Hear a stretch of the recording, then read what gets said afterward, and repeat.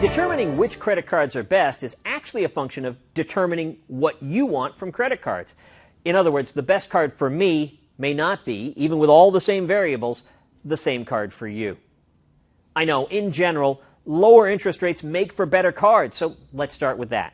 The very best interest rates on unsecured credit cards are in the high single digits.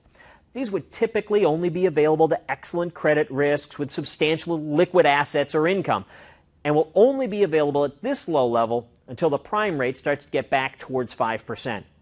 But that low interest is only as good as it is useful.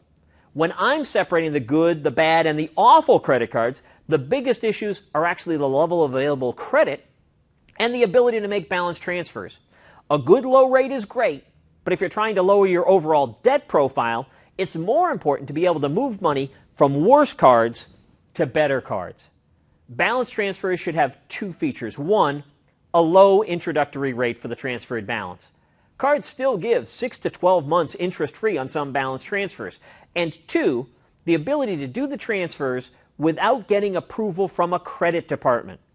Now, this actually happened to two of my clients before we identified the problem in 2009. Are you familiar with the police sting operations where they have people who have violated bench warrants, and instead of launching a citywide and expensive search for the usually non-violent scofflaws, they send out notices that the violator had won some sort of prize? Then all they do is set up a day for the claiming of these prizes and simply wait for them to show up. Here's how it relates to credit cards. In 2009, a giant bank sent out notices to a large number of clients who had large available credit lines, offering balance transfers. When the client called in, they would be transferred to the credit department, which would immediately drop the available credit line on the card to within a few $100s of the new balance. This practice led to our advice to never allow yourself to get transferred to the credit department at Bank of America or any affiliated banks. The bottom line? Flexibility and your long-term credit goals are much more important considerations when determining which cards are the best, rather than the simple and straightforward lowest rate possible. Determining your personal goals for credit, what you want to accomplish today and down the road, is the first step.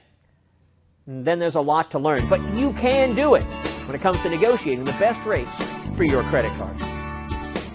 To access our free training videos on how to lower your credit card interest rates, go to IHateMyCreditCardCompany.com.